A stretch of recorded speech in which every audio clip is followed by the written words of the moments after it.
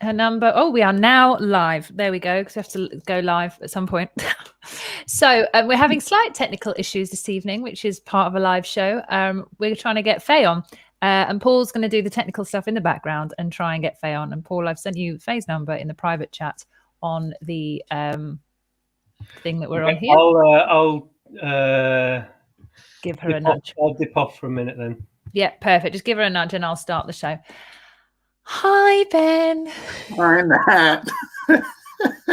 How are you? Lovely, thank you. Good. Sorry, yeah, it's one of those days. I don't know, something tricky's going on. But this is just part of doing a live, isn't it? This is just life.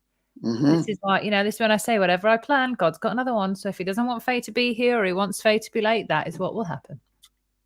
So, but anyway, back to the show. So we are on Law of Attraction Part 2. We ended on a bit of a cliffhanger last week. I had to rewatch the show and be like, what did we end on? And I was like, oh yes, I remember. And I had quite a few comments coming into me over the week about this show. And there was a lot of love for you, Ben, hence why I booked you back on another 2 shows.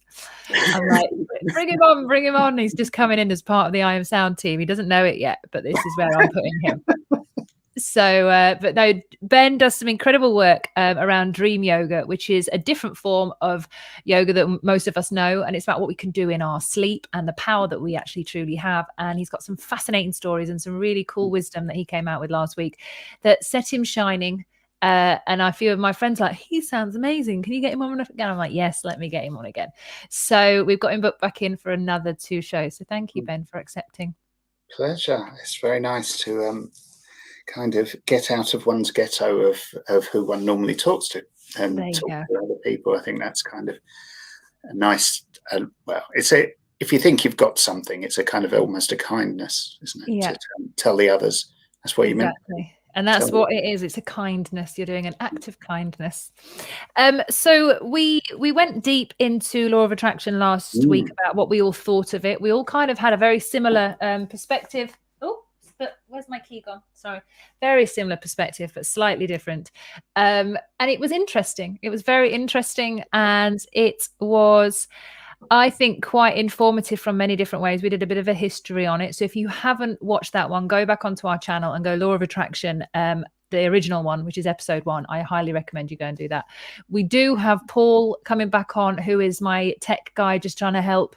He's not actually my tech guy, but that's what he is today. He's just trying to help Faye get on because Faye's not my tech woman, basically. She's having a bad day with tech. But I wanted to kind of basically, we ended up last week saying towards the end is how do we use Law of Attraction? Here we are. We've got Faye jumping on. Boom. There we go. Yes. There we go. Yes, Faye. God. Faye is amazing. I can't claim to have allowed that to happen and made it happen. That was all Faye's good work. So Faye is a technical queen. There is never any tech issues when Faye's around, and everything runs smoothly in God's time. Technical queen. It's the first time I've ever heard that. Keep it. That badge is yours. Wear it with pride. I will. How are you, Faye? I'm so happy to be here, and I thought at one point this isn't going to work. It just kept on giving me this screen saying 404, something's gone wrong. Yeah, we could use that across the whole world right now, couldn't we? That screen. Yeah, we could. For every area of our lives, it could be 404. 404. What's the spiritual meaning of 404, and why did they choose that number? That's what I want to know. Somebody could Google that in the background. No, I'm gonna quickly Google that. You have to Google that while we catch up with Paul. Paul. Yeah. In numerology, it'll add up to 8, which is an infinite loop of chaos. There you go. Right. That does sound about right. It's the combination of the attributes and energies of number 4 and number 0, with the 4 appearing twice, amplifying its influences. It indicates that you are being surrounded by helpful, loving angels who wish to bring you peace of mind and joy of heart. Well, that's you guys. There you go. That's exactly what I need when I'm stressing about technology. Yeah, it doesn't quite. I don't know whether the angels are there whenever I land on a 404, but I'll take it that the angels just don't want me to go on that site. So there you go. That's right. Everything happens for a reason. So we were just saying, and I was just saying to Ben, we had a fabulous show last week, and we are now on the cliffhanger of what do we do? How do we use law of attraction to jump into the reality that we actually want to experience now? And kind of forevermore. So what I did was last week, I was a little bit geeky. I prepared slightly and I put some little slides on just because I actually use them anyway when I work with clients and go through law of attraction, because a lot of people think that, oh God, I have to think positive in order to create, what I want. And it's not about that. You think positive. Yeah, I'm going to think positive. That's not going to help with that attitude. But no, I'm just joking. But it's about actually facing your truth and facing the truth of your emotions and allowing those to come up. Sometimes they're not positive. There's a lot of shadow work to be done sometimes. But what I wanted to do was go over something that I came across. So I watched, which I think everybody and their dog has either read The Secret or watched The Secret. I read the book and then I watched the film. And I was like, oh, it kind of sounds okay, but this is kind of before my wake up, and I was like, it seems a bit mystical or a bit weird, but it didn't really have much substance, if in all honesty. But then one of my favorite authors of the favorite book of all time, Conversations with God by Neale Donald Walsch, I saw a video with him. And he said there's actually 5 stages to law of attraction that no one ever talks about.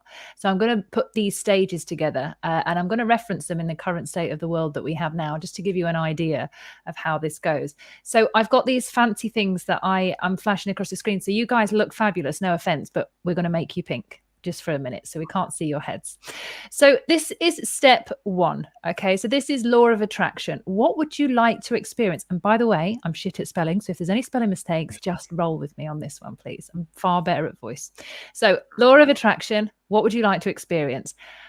Right now, I think what we can say we'd like to experience is a better world for all. Yeah, everybody wants to get out of this situation. They'd like to have something better in the future. But what does it actually mean? So once we decide that we would like to experience this law of attraction, we'd like to get this better world, what happens after we do that? We then have to go into and realize that there is an area called the law of opposites. Now, the law of opposites gives you exactly what you don't want. So what you really need will show up just to help you clear the way for what you'd really like. But usually, imagine if you say, right, I want loads of money. This is what I want right now. And then you start getting all your bills through the door. Then you start to be like, oh, well, this is not what I ordered. Well, actually, the universe is showing you all the areas that you need to work on in order to clear space for you to be able to manifest what it is you really want. Or what we do, we're not using the word want this week. I'm going to try and not use it. What you'd really like. I know Ben's going to laugh with that one. So so you've basically got your law of attraction, which is, yes, we want a better world. And now we've got our law of opposites. So with wanting a better world, we have to be willing to see the truth of the current situation. And right now, I think we can all agree that we're seeing the truth of a really unusual, uncomfortable current situation in every area. So whether that's on a global perspective or a personal perspective, we're going through it in some way, and we're being shown the areas that we need to work on politically, financially, within our families. So we have the exact opposite of the world we desire right now. Now, the next stage, which Neale Donald Walsch talks about, is a fun stage called the law of discernment. And the law of discernment is basically, what is it that's around you now that is kind of close to what you want, but still not quite right? So what this means is there's a pattern usually. So for example, say if you had law of attraction and you wanted some money, then you started for your law of opposites, you started getting in your bills, and then you saw the law of discernment and you were like, what does it mean? Well, you have to discern that you actually need to clear these bills, and you also have to discern that probably going out and spending your money this evening on something else that you probably don't need is also a discernment. It asks you to clean up your life, but actually be aware of the pattern. It asks you to recognize what's going on. Who's the imposter? Where are we at right now? And then this pattern will get repeated until you actually face it and don't fall for the pattern. You actually recognize it and then you can move on. But most of us get stuck here at number 3. We get stuck in the law of discernment. Once you've passed the law of discernment, what you then have to do is be happy with the law of joy. And this is where the vibrational aspect comes in, because this is where you need to be happy without what you actually would like to experience. You have to be able to get into the feeling and the vibration of what that feeling would be like if you had that thing you want, but without it. And what you do here is you vibrationally come into alignment with that will make you happy. And it can be very tricky. We don't necessarily know what it would feel like, but we can imagine. So we use our minds in the imagination. And whenever I say the word imagine, I always think of Faye, because Faye's quite creative and the stories, and Faye's really good at imagining things. So this is where we can get really creative. You can lay on your bed. You don't have to sit there and meditate. You can lay on your bed. You can sit in the garden. You can go for a drive, and you could imagine what your life would be like with the experience that you're trying to manifest. And you allow that to take you up and leave you in a state of positive joy. So can we right now be happy and, you know, joyful in the craziness of the world? We can if we choose to be, but not everybody's choosing that option. And once you've gone through the law of attraction and you've noticed your law of opposites, you've learned what your lesson is with the law of discernment, and you're now sat in your law of joy, you then have the very last stage, which is the mother of all stages. And this is the law of patience. And this is, can you maintain your discernment and your joy? And can you maintain what it is you truly want? Can you sit there and trust that what's right for you will show up for you as and when it's meant to? And it's not here for you to manipulate or design it in such a way that you call it in before you're ready for it. This means that you have to patiently wait for the universe to bring you what you want. So I hope that you guys can kind of make sense of that, because I find it rather interesting. And I guarantee you, whenever you're trying to manifest, you can follow those 5 steps and you will see very clearly where you're at. And you'll go, oh, yeah, this pattern again, I keep getting there.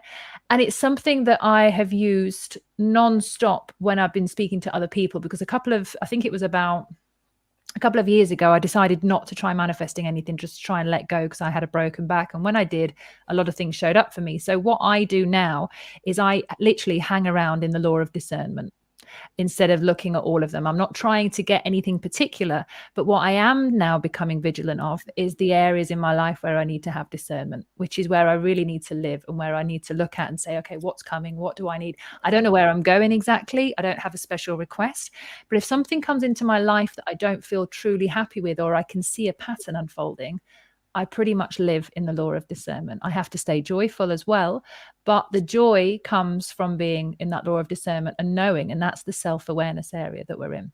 So I am going to chuck over the area to Paul. So I'm going to chuck over the floor to Paul and see what Paul's thoughts are around this, and see if you've ever heard of it, and see if you can reflect on it. And I'm going to have my cup of tea. Cheers. Wow, I've never heard of those 5, but they do resonate, and I think if you get into that flow and you can understand that, then the toughest part is the patience bit, as you mentioned. I mean, I think many people would miss the discernment bit. I think that's the toughest one, because that's where you have to make the changes. That's where you have to have the awareness. I mean, awareness is a big word in certainly in the kind of spiritual world. Awareness. How are you actually taking in what's going on around you? How are you becoming aware of not only the world around you, but how you are influencing the world around you as well? And that discernment part means that you have to have that ability to assess what is getting in the way of what you want to be, where you want to go. And that was the question we posed last week. We say we want X, Y, or Z, and so our thoughts are kind of clear. We know what we want, but then, as we know, thoughts are only the beginning. Then it gets to the feeling, the emotional part, and then it gets to the doing, or the expression part. And often the things that we do in life absolutely contradict what we say we want. And that, again, shows a lack of awareness. It shows that you're not aware of what you actually want, even though you think you know what you want. And yeah, that's all I want to say on it, really. Awareness is key. I have my and key as well today. Oh yeah, you tell you about afterwards, but go for it. About that. So awareness is key, and then understanding the process that you go through when you have your ideals, when you have your thoughts, when you have your what you want to manifest. What you need to do with that, you need to embody that in a feeling. So, and that feeling will create an action. Mm-hmm. That's the law of joy area. Yeah, exactly. And be happy with it, and then go out and live it, rather than just saying it. And then the next morning, I mean, there's classic things like, you get drunk and you wake up, you throw up, you've got a chronic hangover. You're right, that's it, teetotal. And then next weekend, someone offers you a beer down the pub, and you go, "What is that? Is it because we're so forgetful? Because I think that's happened to every human. It's because we're so weak, unfortunately. Yeah, we're just like, oh my god, it sounds like a great night out. Please book me in for 2 days of sickness. I'm in. You're like, you would never say that. It's very strange. Yeah. So what do we say we want, and how are we end up actually going to manifest it? It takes bottle. It takes sticking to it. It takes obviously firstly awareness, but then it's courage, it's will, it's all those great things that that need massaging. You need to practice them. You need to work on them. These are will and courage are bloody tough to get. They are. We'll come back to those two. I'm going to put that on my note as well, because there's something else we can cover. So thank you for that response, Paul. I really appreciate it. I'm going to put will and courage, and then I'm going to chuck it over to, who wants to go first, Faye or Ben? Yeah, I'll let you guys choose. Go on, Ben. Okay, really? I'm still warming up. I came in last. All right. Well, so I'm familiar with conversations with God. I'm familiar with these laws to some degree. I don't know if they are laws. Are they laws? He calls them laws, but I think they're stages. Are they laws? Are they rules? Are they guides? Are they tips? Other things do they exclude? I don't know. I don't know about that, but let's go with it. Yeah. Can we call them steps, maybe? We can call them steps or tips. Tip number 1. Just for now. Yeah. So there's a 10-minute process that you could do all of this in, these 5 steps. So it's, if one goes for either a dream yoga or a neuroscientific approach for this. So one could say that a lot of the difficulties that Paul rightly spots and points out here are our habitual ways of seeing the world as we describe the world, and how come we don't do as what we say? Well, the thing is, the bit that does the saying has no pathway to the bit that does the doing, and we live by what we say. So the thinking thing is, it sounds like we're really thinking. Really what we're doing is we're listening to generally an idiot in our heads, and this idiot in our heads is so flimsy, but comes across as so convincing. It's like, this idiot, you don't even know what this idiot was thinking 3 thoughts ago. You don't know what this idiot's going to be thinking in 3 thoughts time. And even now, when I point it out, you still can't do it. This has got no predictive power and no recollective power, except it feels like it's the only voice in town. So when we talk to ourselves about stuff, thinking that we're listening to somebody who has something to say, we're actually confusing ourselves. So if, from my point of view, I'd see if I can keep it really brief, just a couple of minutes on this. So if I went through the 5 steps, I would say, law of attraction. Well, how would a brain or dream yoga look at this best to do it? Well, you would ask the question similarly, what would you like to have happen? And you would go into a symbolic, metaphorical landscape. So let's move out these words, because if the words were going to do it, they would have done it by now. Right? We've had no shortage of words, but we haven't really pictured it, not really. And we haven't pictured it like something else, which is more important than picturing it like it is. So Nat's waving around her key. Her key is a symbol of something that has actually got more power than the thing itself. Because in a brain that goes, this means that. I understand this by the shortcut that is key. So this key is a big concept to whatever it is, when we can't wait to hear what it is, when we shall hear. A good story. I shall bring you the story. So let's say this, what would I like to have happen? I would like to have the key. She has the key. She has the key. Okay. So what I would then do is there is this beautiful ancient logic that is only just being reclaimed by the world. Did I talk about this before? The Chattiscoti, the 4 positions, tetralemma. So this greatest loss, I think, to human history. And you can actually trace the loss where it happened. You can actually see on a page in Wikipedia that next to nobody's noticed, which are the 13 unanswered questions put to the Buddha. So the Buddha was asked 13 questions that he refused to answer. And he was asked them in Sanskrit.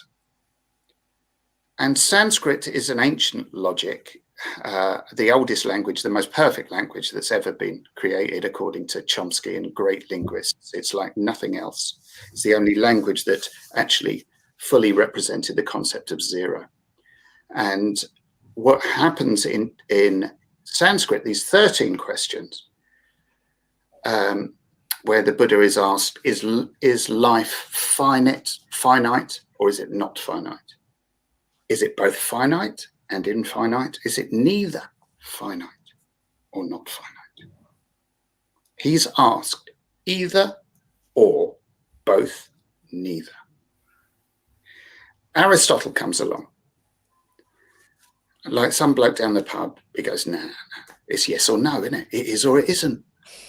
Right? It's, binary, isn't it? And at that moment, flattened the magic. Because this used to be, ancient Greek logic was tetralemma, 4, not dilemma, 2. Right? So this flattened our magical lives completely, took the magic out of our dimensional existence. So what does this mean for the law of opposites? It means if I have an absence of key, what's it like not to have the key? Well, it might be like slime or barbed wire or pain or something like this. So you could imagine the opposite of not having it, right? That's like a broken heart. That's like, I don't know what it is for you. Mm-hmm. So you've got that, you hold it in one hand, symbolically, figuratively, imaginatively. Then Nat would have in the other hand the key. Okay, she has it in the other hand.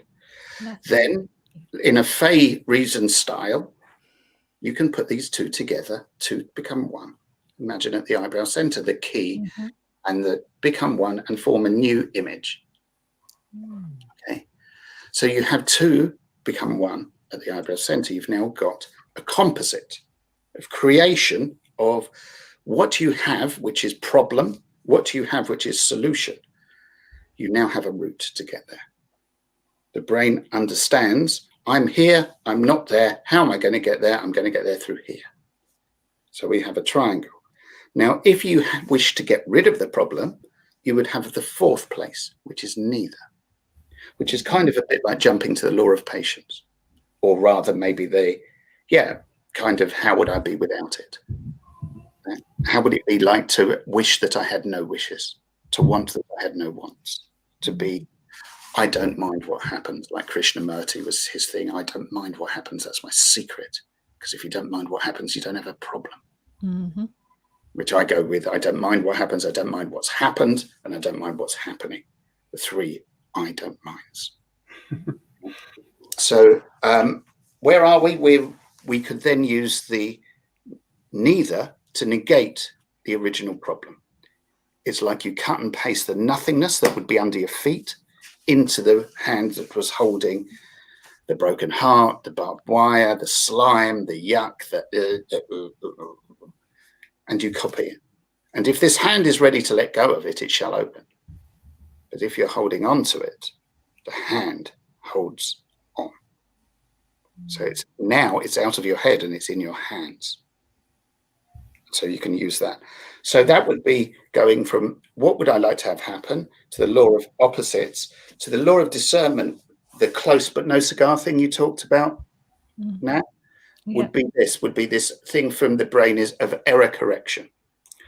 So the big power in the brain, and we know this from this brilliant research with older people, it's counterintuitive, but if you were looking to stop older people having falls, you would get them to imagine having falls. You wouldn't get having what? Sorry, having a fall. Right? A fall. Sorry. A-double-L. So this is what does for older people. It's the number one thing that because people have a fall, they go to hospital, they get a complication. Mm-hmm. So falling in elderly people is a big, big deal. It's the one thing that you'd really like to stop for your grandparents. Mm-hmm. Fall. My mum decks it all the time, so yeah, whatever. So you really don't want this to happen. And so how do you stop it happening? You don't imagine not doing it, which is weird. You would think you would imagine walking straight. But actually, the research shows that if you imagine falling, the brain error corrects. And the error correction system in the brain is massive. It's going, don't do that. It's like that social embarrassment. That you generally don't socially embarrass yourself again in the same way you did before. Once is generally enough. So you can error correct, not always, not for all of us. I mean, but the error correction thing is a beautiful thing, and you can use this in a million different ways. You can imagine that the speech you're going to do is going to be the worst ever, the radio show you're going to do, everything is going to go wrong, it's going to be appalling.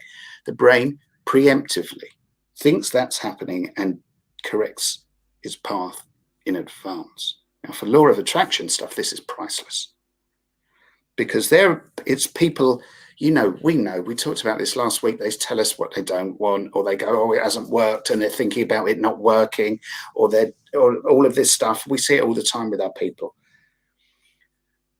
But if they could imagine it not working, then the brain would actually take steps to correct that.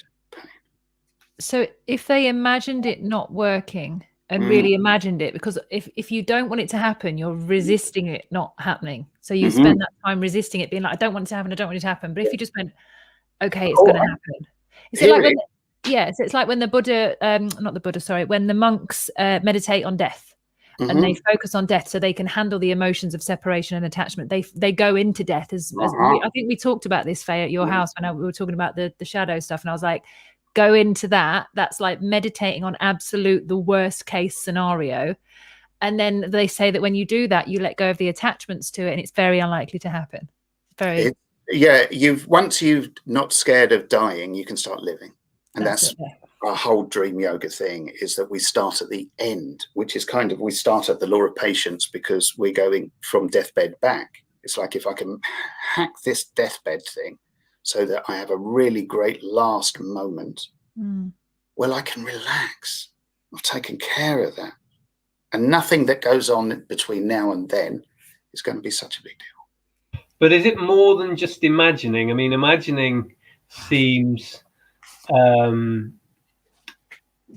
it's not going to create that, I don't know, chemical reaction, synaptic reaction, whatever it is, that's going to really mean you get that corrective thing. Is it just imagining, or is it something? Well, thank you, Paul. That's a really interesting thing to say. What I would say is that it's clear in neuroscience that the imaginary movement is movement that's going to be the key. It's imagining that you're moving, because imagined movement and real movement in the brain are the same circuitry. So the brain doesn't distinguish. And if you think about dreaming, when you're moving in your dreams and you're not, that's really convincing. Like AI, not AI. What is it? The artificial. Yeah, but then you're in a dream state, so that's different than being in a waking state, imagining something. As it turns out, from a neuroscientific point of view, it isn't. There's only one tiny bit of the brain that actually does the movement, as opposed to imagined movement. And this is how come you can see that if you did imagined weight training for 3 weeks versus training, say it was on hip flexors, they did this with athletes, 3 weeks training hip flexor strength. The ones that did it 28% they put on. The ones, the control group that did neither, 0%, no shock there. The ones that only imagined put on 24%. Now, we've seen this with University of Plymouth with weight loss, which is really important because imaginary exercise protocol with weight loss was 500% increased in 6 months from University of Plymouth studies. We see, I could probably give you 50, 100 papers to show that actually this imaginary world is better for results than this non-imaginary world. Because, for instance, if you were training Mo Farah or whoever it was, your major job, don't get them injured. Right? If they're going to get injured, you've just blown it. So to get them running in their imagination, or weightlifters do this thing now, Olympic weightlifters will imagine training for 5 days and only train physically once. Yeah, I read that as well. I was like, what? But apparently it works amazingly. Because you don't want to wreck the body. Yeah. Right. But you can really imagine it. And I get people to do this lots of stuff when they're healing. And I did it myself for my arm when I broke an arm. Nothing unusual about that. They break all the time.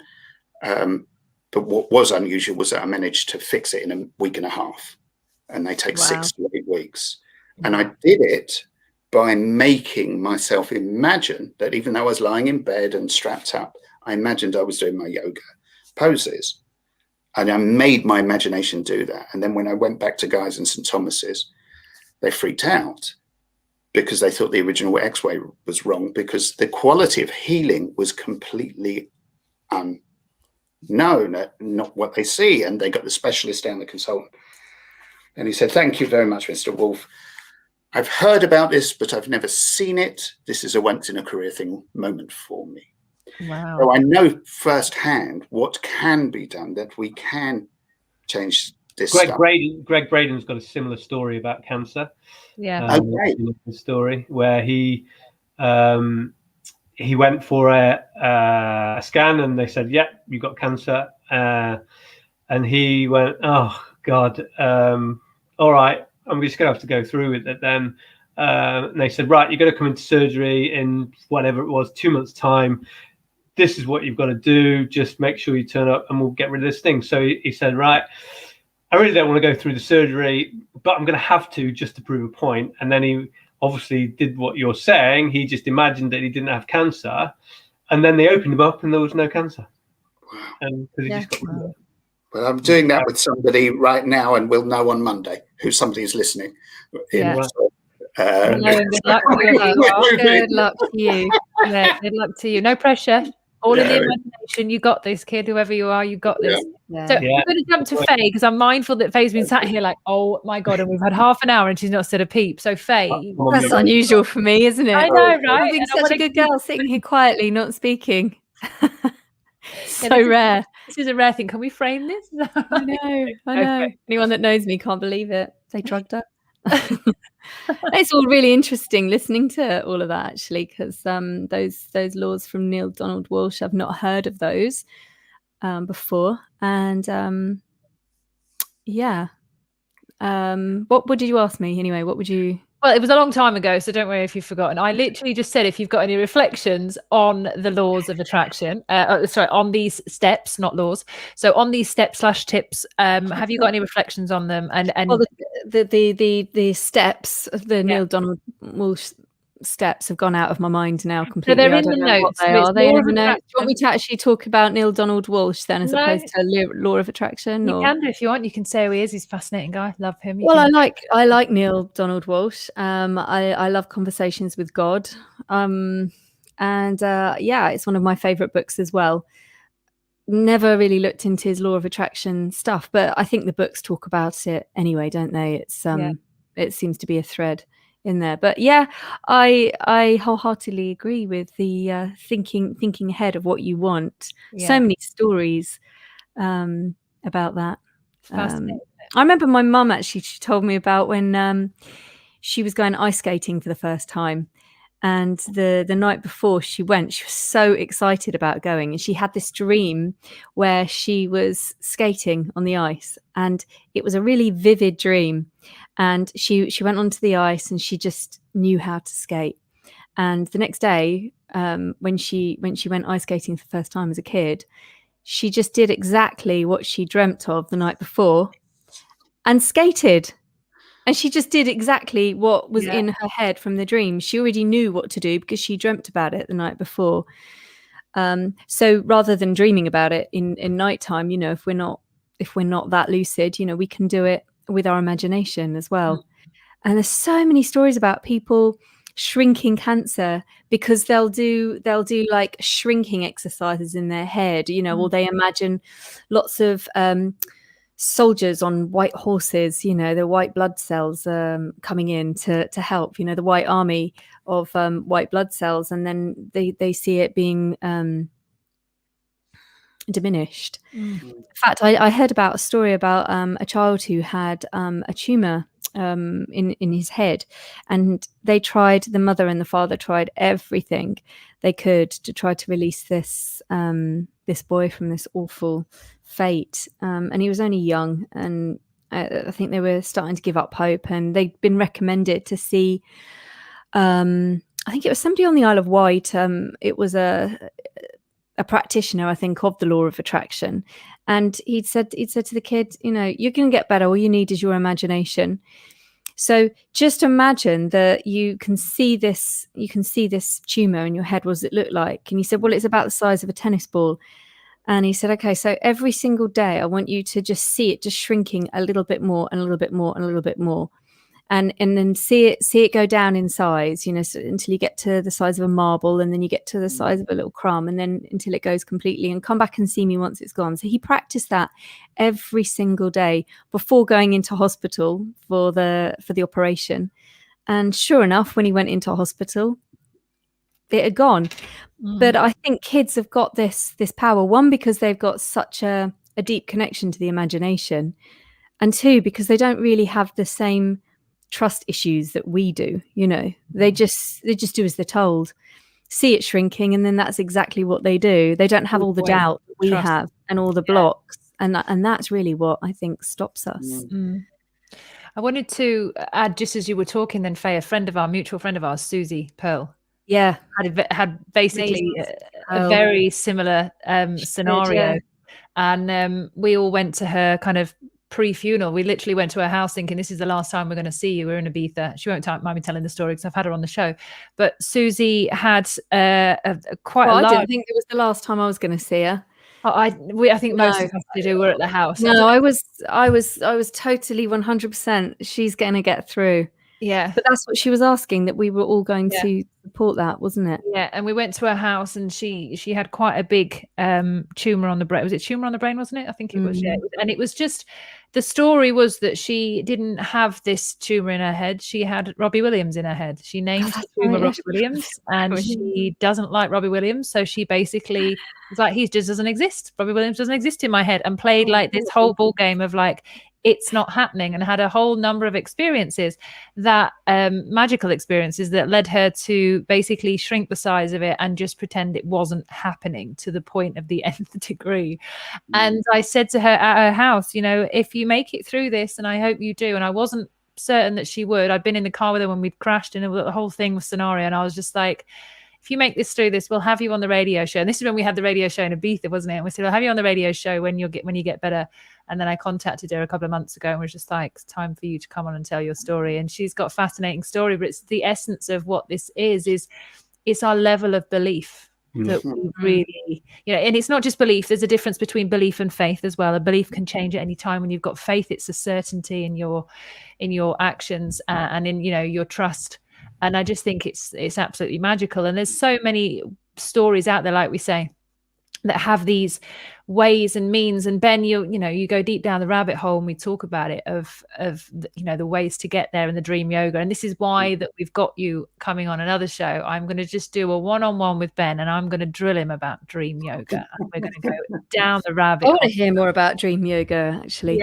It's just such a cool area. And I mean, this is the essence of where we're at now. So if we looked back at the brand things that I just did before, so law of attraction, if you look back at the pink one, what we're wanting right now is a better world for us all, yeah? Because this one we've got right now is pretty pants. So we want a better world for all. We go into our step one instead of laws, we'll call them steps. So we go into our step one, the law of opposites. We have a law of so we have a world of craziness right now. So we're already here, but it's the discernment that we are currently stuck in. It's this discernment of what is true, what is, what's right. Is it conspiracy? Is it political agenda? Is what's out there real? Is spirituality real? Is the magic real? Have I got to do this? Everyone is questioning everything.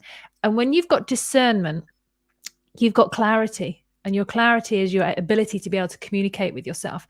If you can communicate to yourself what you have discernment about, what you actually need to know in that moment, that's where it starts to get better. But at the moment, I think we're really confused on a global level of this area of discernment, because nobody knows essentially what's true and what's false. And I think the media play a huge game in confusing that and muddying the pool that we have. And then, where do we go from here? We're all, there's a lot of questions being asked. There's a lot of people out there thinking, well, if I had the money to do this, I'd be different. Or if life was different, we need to, when Ben were talking earlier, about we need to be happy with what we've got here. And we need to be happy, even though the world is going crazy, we need to be happy knowing that we have the power to change this. We really do have the power within ourselves to be able to change this. But collectively, we don't know all of this at the moment. And this is what we're struggling with. And not a big enough group of us know that we have the power that Ben talks of, that is easily accessible. And, getting the whole world to be full of the laws of joy in a global pandemic is a slightly tricky thing. But I think the essence of what I want to do with I Am Sound TV and with everything that we're doing is getting people to know this and to understand this, so we can start to create, we're telling a vision. We've got the TV channel coming. We're going to tell a vision. It's going to be a completely different vision to what you get on Netflix. And we're going to tell a different story with the help of all these people that I know and that I love dearly, and are going to come on and impart their wisdom. But we just need to share this knowledge. I think you guys will agree on that. Well, I think no. Go on. What were you going to say? No. Go for it. Okay. You've hardly said a word. Go for it. Well, I was just going to say the world's always been a tricky place. At the moment it's on our doorstep, but a year ago there were terrible things happening in the world. There still is, and COVID. And COVID's awful, but there's also other terrible things that have been happening, and we've been getting on with our daily lives and not really paying much attention to, for example, the problems in Syria and the huge refugee camps in Greece and the terrible atrocities that have been happening there, and people dying in the Yemen, the amount of children that are dying still of starvation in Africa, which is the number one killer in the world.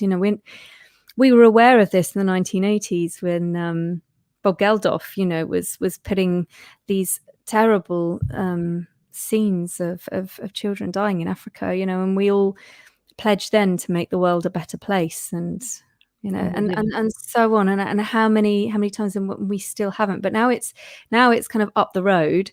We're starting to look up a little bit, but before long, I wonder how long it'll be before we go back to our own individual lives and say, I'm not happy in the relationship I'm in. I don't like my job.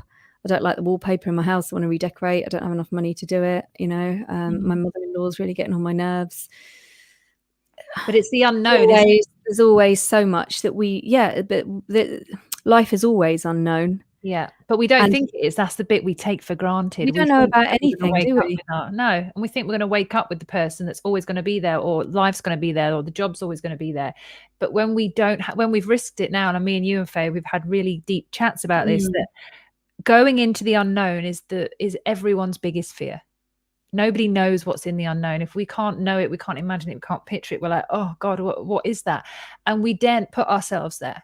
And for that, we stay in our comfort positions. We stay with those relationships that don't serve us. We stay in the jobs we don't love. We don't make the changes because it's not that uncomfortable for us. We'd rather be here in our pain than over there in a whole world of pain that might become, or something even greater.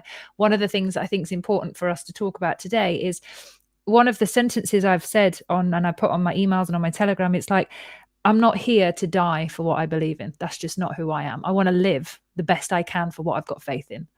And being the best version of myself and living up to what I truly want is also terrifying. Even though it can be magical and amazing, it could be, yeah, I could have loads of money. Who am I with loads of money? Could have the best, most loving relationship ever. Who am I with that relationship? It's the unknown. All of those things are unknown. So even though that they're positive things, most people are frightened to be their best selves. They don't know who the hell they're going to be, and they've never seen that version of themselves. So they stay here. Because culturally, I think there's a little me syndrome that is kind of drilled in from an early age, where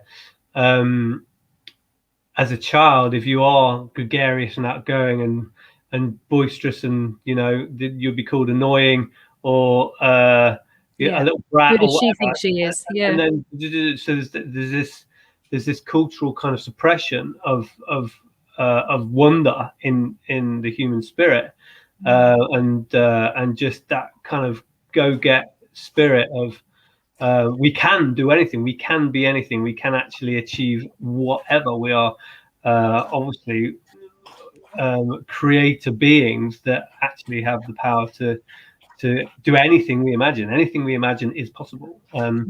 So therefore, but society crushes that, and then the majority of people have this fear of becoming amazing, and we don't fear what we can't be. We fear actually what we can be, because then that brings, oh my God, if I'm amazing, if I'm running the world, there's loads of responsibility, and I can't do that kind of responsibility. So I don't want to run the world. I'll just do my little thing in the corner. Thanks for if we could only have a bit of Trump's energy, that he thinks he can run everything, we'd all be running around like absolute wizards and witches. I want to jump on to Ben, though, because Ben, you deal in the dream world and helping people manifest what it is they truly want. You must have seen absolutely bucket loads. It must be everyone's problem of like, who are they when they get what it is that they've been longing for ages? Do you have a lot of people that are nervous about that, new versions of themselves? Okay, thank you. That's a great question. So this is one of the things that I like to tell people, in that, say there's like the very specific Wonder of Your Choosing game that we've been playing for, so I was playing for about 6 months now, 7 months maybe, and all of these wonders come happening and things. But what I tell them, I instruct them really in the beginning, is how you win the game. And you win the game by not having these wonders that you're drawing. You win the game by what we have. We symbolize it as pepper and salt. So I say, have them at your fingertips, because if you've got pepper and salt at your fingertips in your little drawing, your stick figure drawing, you've won. That is who wins. Who wins is who is holding pepper and salt. So pepper and salt represents on 2 different levels. So pepper and salt to taste. Pepper, P-A-S-T. Pepper and salt to taste means peace of mind. A-S-T. Okay. Yeah. Peace of mind, accomplishment of joy, strength over getting lost, triumph over mind-made fears. So peace, accomplishment, strength, triumph, symbolized as pepper and salt to taste. I'm going like this as if I'm holding them, right? That's international sign language. So I draw a stick figure holding that. Now, there might be wonders, like I'm looking for a best #1 selling book. Somebody had a big financial windfall last week out of the blue. These stuff that isn't meant to happen happened. All of this stuff. Ridiculous things are happening. I said, but really, it's not about the things that are happening. It's about, can you season life to taste, to your taste? Because you don't want anybody else seasoning your food. You want it exactly as you like it. Maybe no salt and a bit of pepper, maybe a lot of salt, no pepper, bit of both. You do it. And you don't want it on another table. So you have to get up and get them, because that's annoying, right? And you don't want the waiter to not have brought it. You want your seasoning, because you can season life to taste. Because as it turns out, feeling cells that are your interoception, how you feel, are taste cells. right? So these are the same cells. They're gustatory cells. So this is the taste of your experience. How you taste the world. It's the bad taste in your mouth or that lovely sweetness. And for instance, this happens throughout the whole body. The weirdness is that in the spine, there are only sour receptors, which is how come people's backache is a bitter experience. Nobody tells you it's a sweet spine they've got. So there are these taste cells that are tasting and savoring and digesting our experience of our lives and our feelings. And if you can savor that, season it, so whatever life throws at you, you have it to your taste. You've won the game. So that's what I teach them. Whether they do it or not is another thing, because they'll still draw their houses that they wish and all their trappings and all of that. But ideally, the thing is at the end, if they win the game, if all they have is themselves smiling with their seasoning, and then they'll have the great death and the great next life, if there is one, because they'll have, for the very most precious moments, they'll have awareness. I love that. Faye, you definitely have something to say, because I can see it. Well, I feel like I'm reading some of the comments down the side there, and you know, I want to sort of bring it back to the very basics. What can we do right now, in terms of how can we use the law of attraction right now in the simplest form? And I think the easiest thing to do right now is think, what am I thinking? Is it giving me a good feeling? Am I feeling good, or am I feeling negative? If I'm feeling negative, then I need to change my thoughts. And the more that I think positive, the higher my vibration is going to be. Everything is on vibration. So it stands to reason that, you know, if I'm on a higher vibration from thinking positive thoughts, I'm going to attract to me things on that vibration, on that frequency. So if I then start moving back into a negative, fearful thinking thought, then I need to feel that. I need to be conscious and aware this doesn't feel good. So I need to shift again, because worrying over something and focusing and attaching to what's wrong isn't going to bring a favorable outcome. You know, we need to mantra this. We need to use affirmations. Repetitive thoughts are what builds beliefs. So repetitively thinking about positive things, like happy states, whatever that is, will bring about a positive mood, a positive vibration, a positive experience. So I think the quickest way to applying the law of attraction is to just stop focusing on what's wrong. Is to stop looking at the world and say, I don't like it. I don't like what's going on. We live in a terrible world. You know, we should never ever use our words, which is our power of manifestation. Words are incredibly powerful. You know, we can use them as white magic or black magic, depending on the quality of the words that we use. Depending on the day of the month as well. Well, yeah. For me, anyway. Yeah. And I think that, you know, if we use positive words, even if you're not feeling fantastic, to say, I feel fantastic. And, you know, I've struggled with this one, that, you know, I've been, you know, I feel like today this is going wrong and that's going wrong. And the more that I focus on that, then the more that is going to be perpetuated. So it's really about staying in the positive rather than going into the negative. And it's not about looking at all the bad things that have happened. It's actually about releasing the past and coming into the present moment where we've got power, and saying, okay, things are the way that they are. The world is in the state it is in, and we can all take responsibility for that, you know, because actually it may not be what we desire, but it's a perfect representation of where we're at. You know, because we have more negative conversations and thoughts with one another than we do positive. So what we're seeing at the moment is a virus of fear, really.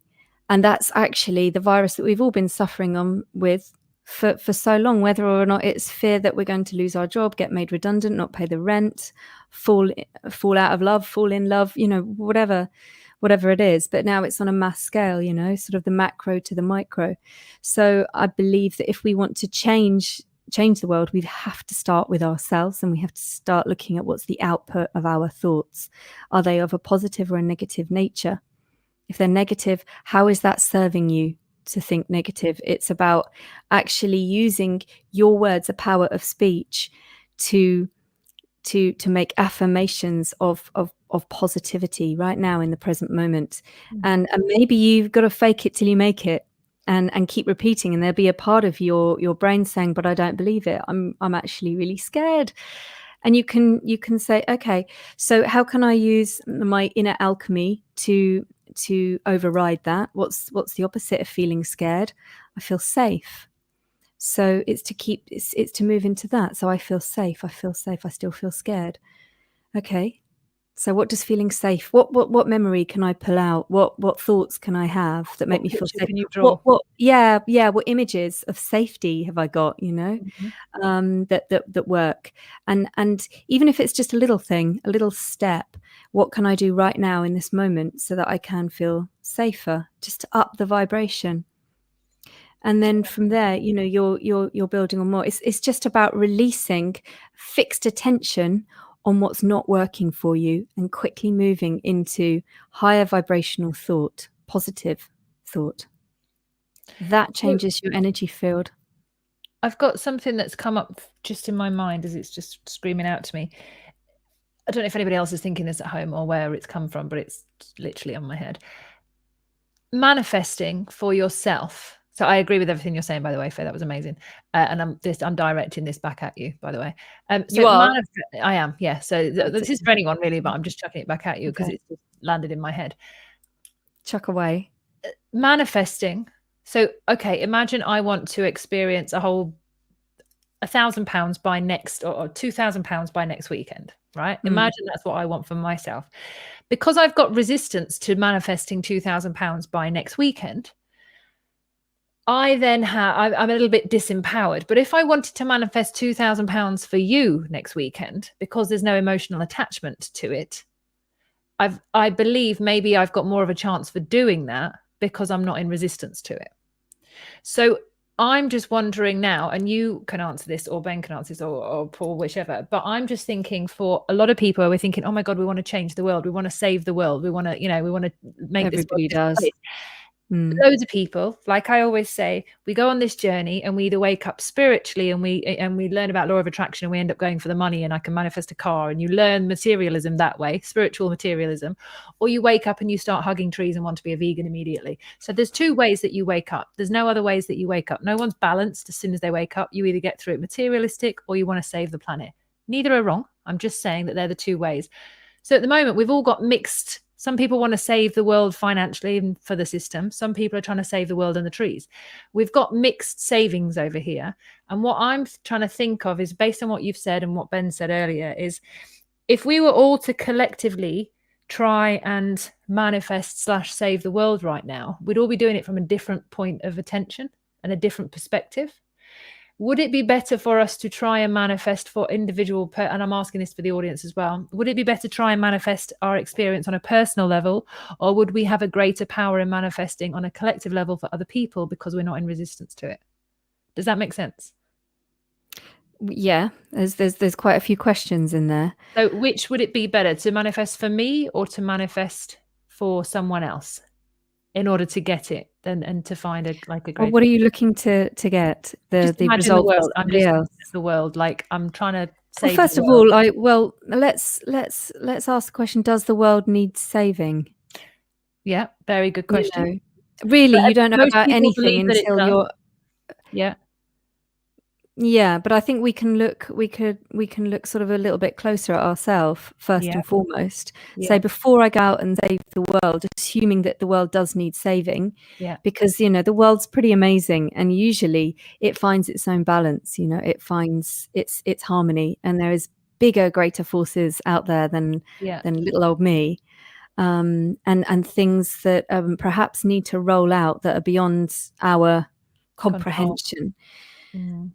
Because everything has cause and effect. And, if you're going to look at Buddhism, which you brought up earlier on, there is the karmic law of things. So perhaps there are certain things happening in the world so that certain souls can learn certain experiences, and they need those things. So for us to say, well, that's not right, it doesn't fit in with my paradigm of how I want to see the world. I think if we sort ourselves out and we feel like we are truly aligned with our own truth, and we know who we are, and we are falling back in love with ourselves, and only in that place can we then perhaps look outside of ourselves. But you can see the trouble you get into with just a family member or a partner when you think you know what's best for them, over than them. Nobody really likes to be told. So the only control that we have really is over how we feel. That's the only responsibility that we have. How do we feel? And if you want to feel good, then manifest me £2,000. Great. And then you can give it me back and I'll borrow it from you. Well, we just keep giving it as a present, because actually to give makes you feel wonderful, doesn't it? So it would always. So there you go. Keep giving it, keeps coming back. Keep giving it. It keeps. I mean, you can't give to expect back, because that's conditional. No. But exactly. Giving feels wonderful. So there you go. Your vibrations increased, and that's what you're wanting to do. So whatever rings your bell, really. I'd love to know, and I thank you very much for answering that, because that literally just bounced in my head. It felt so weird. It was just like, ask whether it's better to manifest for someone else or like for yourself. And then I was trying to define the question, and I was doing it. It was so weird. I know that so a lot of people, we do try and save everyone else before we can save ourselves, because it's easier to try and help someone else than it is to sit in your own shadow shit and go, oh, that's mine, got to take responsibility for that. Oh yeah, okay. It's very difficult to do that. And we all, I think everyone on this call and everybody, if they're truly honest with yourself, it's easier to help someone else than it is to help yourself. But the real work is, that's when they say, I always say, would take the fifth direction. It's not north, south, east, west. You're not going outside of yourself. You're taking the fifth direction, and you're going in, and you start the healing process here first. So Ben, I know you look like you want to say something around. No, okay. I just saw you swinging, and I've noticed that when you swing a little bit, there's energy there for some chat. I don't know what's going on with me. I'm interested in what Paul's got to say. I definitely feel like chipping in on that one. So I agree with Faye in a sense that we can only control our own thoughts, feelings, actions. The human condition is it's the aggregate of the total. So the human condition is essentially all of us coming together, and what is the aggregate of that? That is what we experience. So at the moment, we can safely say, and I agree that the planet is fine. The planet will sort itself out. Humans are we have the arrogance to think that we can actually ruin planet Earth, but believe me, planet Earth can save itself. A little shake and we're gone. So the sneeze, the volcano that's just happened as well in the last 2 days. So yes, she can. So I'm not worried about planet Earth at all, but I am worried about humanity. And the human condition is an aggregate of everything, and as we can clearly see, the human condition is in dire straits, and but it can't be saved. The only thing that can be saved is the individual saving themselves and finding their truth, at being in alignment with natural law. And when you're in alignment with natural law, you live through truth. You understand good and evil. You choose good over evil, and yes, there is good and evil in this world, and please do choose good, because you know in your heart which is which. Listen to your heart. Please choose good. So once that happens, and we start aligning ourselves with natural law, and we align ourselves with truth, then all of a sudden, this is what we're talking about. the law of attraction kicks in, and then all of a sudden more people. The reason why we can't collectively come together and do anything at the moment is because we're all kind of on our own paths of selfish materialistic ambition and all this rubbish. So if we can actually just recognize that what is true, what is good, what are the choices that I need to make, what is the actions I need to take to be in alignment with truth, then all of a sudden life is wonderful, life's fantastic, everything kind of sorts itself out, because you're not telling lies, and you're not stabbing people in the back, or you're not governing yourself, aren't you?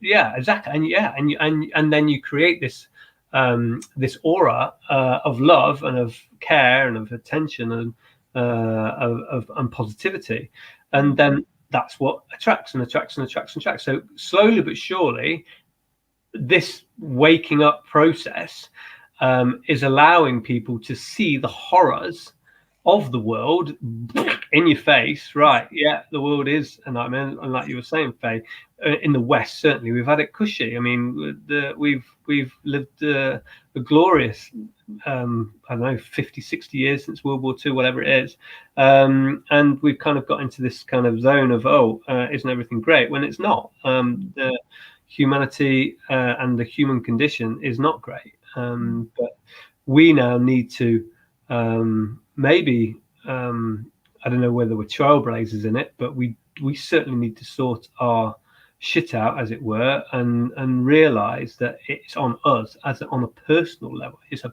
personal choice. We can't point any fingers at anybody else. No one can change anybody else. No. Don't bother trying. It's pointless. Yeah, it's a real struggle. If you've tried waking up a family member, it's like banging your head against a brick wall. Yeah, I'm totally given up. Regardless of if you're the psychedelic sheep or the black sheep of the family, that is not your job.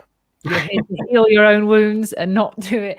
I've had that mistake so many times. Yeah, I mean, plant seeds and be yourself and be true to yourself. Yeah, but getting into that kind of battle, oh dear, yeah, terrible. Please. There's something that you, all three of you actually have mentioned, and one of the things that I came across a short while ago, and I might have mentioned it on the last show. You know, I'm studying the Natural Law of Mankind course at the moment, and it's fascinating, and it's about integrity 101. And if you have integrity for yourself and you can govern yourself correctly, and you know what's true for you, you have very little conflict with other people around you. And if and when you do, you can sort it out man to man, woman to woman, or, you know, and it's just not about going to court. It's not about having someone else judging us or leading our lives. There's a very beautiful essence of the story of, you know, that we've missed, that we think that we need the courts, and we think that we need, you know, the police out there policing us. They were peace officers. They're now police officers. There's a big difference between that, because we've given them something that they need to police. It's because we can't handle our own shit. So now it's about going out there and governing yourself and learning this power that we've always truly had. But one of the things that Greg says, who teaches the course, who we are going to have back on, and he said, nothing is out of balance. You need to become okay with perpetual overwhelm in your life for grief or love. There's no such thing as fear. There's only grief and love. And it's we fear the grief or we fear the love. But there is no such thing as the fear. And it's being that perpetually available to whatever's happening in the moment, which is what you touched on before, Ben, which is about, you know, just being okay with what is and allowing that and not blaming someone else for that, and just showing up to that when it happens, and then reflecting on that for yourself and not making it phase drive. It's like me calling up Faye, Paul and Ben being like, oh my God, my day was shit. I've just made that problem 3 times worse, because now I've got 3 more stories attached to that problem. And every time I speak to them over the next week, each individual person is going to say, hey Nat, how are you from Sunday? I have to relive that story. So choose very wisely who you share your information with. Choose very wisely how you govern yourself, and choose really wisely on who you tell your stories to, because it's not just me telling my story to Paul, Ben, Faye. Ben might tell his friend, Faye might tell her mom and her dad, and that story might continue in the realm of possibility for a very long time, because Faye's keeping it alive at the family dinner table. Not saying you do that, Faye, but I'm just saying in terms of no, we're always talking about you at the family dinner table. I know, I'm so important. Your number one topic. What's Nat? Where's Nat at? Yeah, where's Nat at? Why am I not being discussed? But yeah, it's this. I love this subject, and that there is like another realm of a show I want to go into as well. I want to tell you the story about the key before I go, because it's really important, and then we can go. Does anybody have to go now? Because I don't mind. I can save my story. No, it won't take that long. So magical signs of the universe. Yeah. So this is what happened to me today, and this was all before 12 o'clock, all before lunchtime. So I went for a walk with the dog this morning from my neighbor. And the dog was playing up, being an arse, chewing his lead. And I was like, oh, I can't do this. I just got to take him off the field. So off I go off the field, and I'm going to take him home with my little strap on, thinking, no, we're not having this kind of walk today. And as I'm gliding over the road, I honestly felt like I was walking in the presence of God. I can't explain it any other way. I would not usually say a sentence like that, but I literally felt like I was being held, hugged, and protected from something way bigger than I was. And I kind of glided over the road, and I was just like, I'm looking at the dog thinking, can you feel this? Because this is so weird. And he's just like looking at me with his little paws. And I was just, this is absolutely amazing. I felt like I had this big, beautiful cloud around me giving me a hug. And I acknowledged that I was in the presence of God. And it felt so beautiful. So I thought, you know what? I'm not going to cut the walk short. I'm going to extend it. So I carried on walking down the street, and I went on a new route. It's not new, but new for what I usually do in the morning. And as I'm walking up the hill, I'm thinking, do you know what? And I was actually thinking about you, Ben, and thinking about our dream yoga. And I was thinking, I want to set challenges tonight for all four of us of what we could potentially manifest by, maybe if we did another show, maybe next week or in a couple of weeks, and we could set a challenge on what it would want to be. And then I started thinking about changing the story and changing the ending to the story. And 4 questions came up for me today as I was walking up the hill. One of which was, what part of me does not want to experience wealth and true abundance? The other one was, what part of me does not want to really be fit and healthy in my optimum physical health? The other one was, what part of me does not want to be in a deep, connecting, loving, romantic relationship? And the other one was, what part of me does not want to let go to my pain? So those 4 questions, I always do that, 3. Those 4 questions were lodged in here as I'm walking up the hill. Then I walked past a wall, and I was looking, and the dog's kind of like sniffing around, and I walked past and I saw this silver key on the wall, and I'm like, oh, that looks pretty. From a distance it looked like it was plastic, and I was just like, I'm not interested in that. I was like, looks cute. Carried on walking. Now when I got back, I'd had a reading a couple of weeks ago from one of my guests who said, you're going to be really interested in Nikola Tesla. And I was like, I already am. And he said, numbers are going to be important, and pi, the mathematical equation, is going to be really important. So I was like, that's just lodged in my head, and then I forgot it. And today when I got back, I went onto YouTube, and the first thing I watched that popped up was a Nikola Tesla, very short 15-minute documentary. So I clicked on it, and it was talking about the power of 3, 6, and 9. So I was like, oh, this is interesting. So I thought, you know what? I forgot about this. I'm going to see if I can apply it in my life. So I went downstairs with all the excitement of my questions. I'd written them down. I thought to myself, I'm going to program my life with 3, 6, and 9. So I looked at my calendar, and I started marking off every date in the calendar for the rest of the month that applies to 3, 6, and 9. So either 3, 6, or 9, or the equivalent of when you add it up together. So I got the 10 dates out of the month, and I started marking them off on my calendar. And then my mum came in, who is not very spiritual in any way, shape, or form, and really just kind of poo-poos this stuff. She came in and she's like, oh, what are you doing? So I said, oh, I'm just, I've had a bit of a weird morning. I'm just going through this stuff. I'm just looking at these numbers. I think it's really interesting to try to see if I can govern my life by mathematical principles of Nikola Tesla. So she's like, oh, so she picks up the pen. As you do. She picks up the pen, gets a piece of paper, and says, right, 3, 6, and 9. I was like, yeah. And she said, right, from 3 weeks from now, we're going to have someone buy the house. Wanting to buy the house. From 6 weeks from now, they'll have exchanged contracts, and from 9 weeks from now, it'll all be done. We'll have moved. We'll have been settled. So I'm like, okay. So she's writing this down really eagerly, and she goes to stick it on the fridge, which is something my mum would never do. You've met her, Faye. This is just for my mum to embody. I was like, well, if she's taking it seriously, so am I. So then I'm like, a bit magical morning, I'm not sure. So I'm thinking, and the thing on that video was Nikola Tesla saying, you have the keys to life. If you study the power of 3, 6, and 9 and you use it, you have the key to life. So I'm sitting like this, and I'm like, didn't I see a key this morning? So I went back around the corner, and the key was still there on the side, which is a very beautiful key in my eye. Oh, it is. Gorgeous key, a little heart on the inside. Fairy tale key. Fairy tale key. Very fairy tale like. But imagination. This is what I was thinking. I was asking myself those questions as I walked up the hill. And the key to unlocking the answer to those questions lies in my imagination. And then I get home and I watch this 3, 6, and 9. And then I Googled the power of silver key. like the meaning of it. And the meaning of it was beautiful when it came up. But it also said that there was the power of the silver key. So basically, you get a silver key. This is the kingdom of heaven. So it represents this kingdom of heaven. So there's 7 keys for the kingdoms of heaven. And I was just like, oh my God. So I wrote them down. And in the kingdom of God, there are, first one, you have to repent. So you have to ask for forgiveness of what you, what you've actually done in life. You've got to repent. What does this belong to? Sorry, is this religious? Bible. This is the Bible in Christianity. The 7 right. kingdom of finding the kingdom of God. So these are the 7 steps. These are like commandments essentially, but they're 7 steps. If you govern yourself with these 7 steps, you can find the Bible's in summary. 7 steps made easy. 7 steps, kingdom of God. So repentance, so asking for forgiveness. The second one was develop a prayer life. So you're asking for prayer, asking for forgiveness, living in that kind of humbleness. Then the next one was live in presence, which is all about your meditation and making sure that you're in the moment. The next one was study the word of the Bible, study the word of God. And the next one was grow in faith in your belief and your power, and it was all about imagination. The next one was walk in your boldness, so be confident that you've already achieved what you've asked for and that God will be there to give you what you need. And the last one was giving. So basically, if you're there giving out and not with the expectation of receiving, all of these steps can help you achieve and sit in the kingdom of God. And it was all about manifesting what you wish for. And I just thought it was a religious reflection of our manifestation conversation about law of attraction, but from a Bible perspective. It was saying how you align with those principles. And I just thought this key was really pretty. And I thought, if this key represents something to me, it's unlocking the kingdom of God. It's literally unlocking whatever it is in me that's in the way of those 4 questions that I asked myself earlier. And it actually, I sat there and I thought, I feel a peace I've never really tapped into for this length of period. For this whole magical journey this morning, I had about 4 hours of solid peace, uninterrupted, absolute bliss of feeling like everything is in alignment, everything's working. I've got a show tonight on manifestation and law of attraction.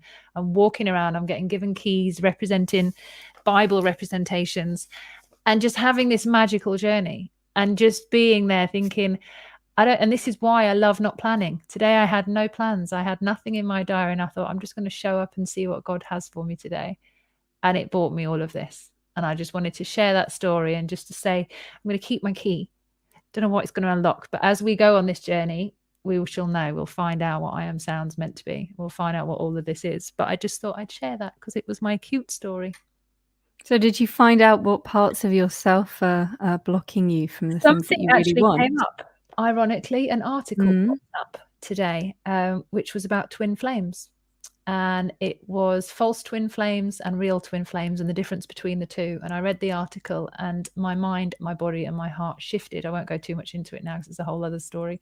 But everything shifted within me, and it was just like I've arrived back home with myself. And I needed to see that article, and I wouldn't have looked for it unless I'd have been looking for the silver key, because it came up as an advert article. So literally in the corner of that, I clicked on it, and it actually solved one of the biggest problems I've probably had my entire life. So it led me into somewhere, and I just felt like that was such a magical little. Well, I think when you are in your vortex, Abraham Hicks calls it the vortex.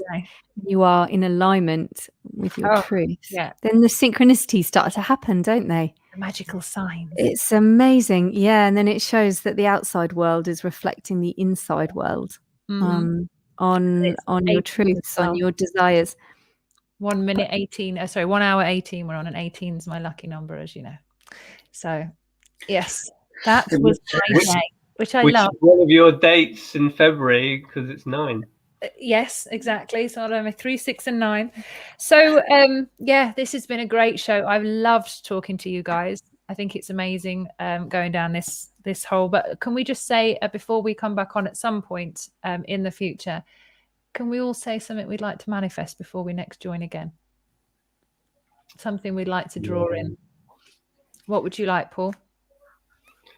What would I like? Can I go in a bit and let me have a think? Yeah, go for it. Ben, what would you like? Well, it's easy for me because it's peace, joy, strength and triumph. Life of mind made fierce. Love that. Stabilize it in that. It's easy. That's where I go. Consistency of the present moment. Ooh. That's a good one. Yeah. As in the conscious awareness of being in the present moment. You know, I'm going to be slightly less spiritual and esoteric, and I'm going to say I want $2,000 by next week. So I'd like to pay for I thought you were manifesting that for me. No, I'm going to go for something else other than money. I need to pay for my investing course. There's something that I want, and I don't have the $2,000, so I'm going to put that out there. And I'm going to. Have you ever read The Game of Life and How to Play It? Has anyone read that? I have. You told me to read it, and I read it. Well, fantastic. Anyone listening, I highly recommend that. On the in fact, it was the first ever book to talk about the law of attraction and preceded the Secret. Well, since Hermes anyway, but. In modern day, it's by Florence Scovel Shinn, and if you haven't read it, then read it. And she talks very eloquently about how to manifest and bless everything in the power of the word. Yeah. Well, I think everybody out there needs to go get a copy of that. I'm going to use Ben's principles. I'm going to try some manifesting in Ben's way and see if I can actually do that by the next time we speak. And that's what you do. Yeah, in my sleep. So if you haven't already subscribed, please do so. Thank you so much for watching today's show. Can I say what I want now? Yeah. Of course. Oh, we thought about it now. Sorry, completely forgot that. Go for it. Yeah. I would like. Say I choose, Paul. It's much stronger than I want. I choose. You know, isn't it? You will have, or you. Whatever you want. Help me out here. What is it? Well, I was just being a mum there. I would like. I want. You love. What? What is it? You would love. You love. Oh yes, you. You would love acceptance and gratitude. You love acceptance. Acceptance and gratitude is something that you, as in me, would love. You can use Paul. We're all one. Paul will have acceptance and gratitude. Yeah. The next time we speak, and yes, he will. That I know it's kind of cheesy in a way, but my beautiful daughter, my 9-year-old daughter, said to me last night. She said, "Daddy, can you come to bed with me tonight, and we'll do a headspace together before sleep?" And I was like, "All right, wow." So my daughter's found Headspace on Netflix. Oh, it's brilliant, isn't it? Yeah, and she wants. I love it. So I'm sitting in bed with her, and she sticks it on, and it was number 3 in the series, and it was all about acceptance and gratitude, and it was just so beautiful, and it was like, Nat knows me better than either of you two. She knows I can go down rabbit holes for days, and I've been down a fair few rabbit holes in my time, and I'm still going down these bloody rabbit holes, and sometimes I just need to accept that no. I'm not gonna have the answers tomorrow. When I wake up in the morning and I've got 10 messages to tell me what the answers are, they're not going to be the answers because the following day they're just going to be something else. So have acceptance and gratitude for what it is. Love it. And therefore, I'm not going to be so caught up in these bloody rabbit holes. I like that. That's I think every single conspiracy theorist out there can jump on Paul's bandwagon, and you can also have acceptance and gratitude for the shit that's going down right now, because it will get better. Love that. Thank you so much, guys. I really appreciate it. Everybody at home will see you tomorrow for Sound and Medicine. You guys stay there for a moment. Everybody else will see you tomorrow for Sound and Medicine. Please subscribe and share this if you like it. Love you all, and see you next week. Bye everybody. Bye guys. Bye.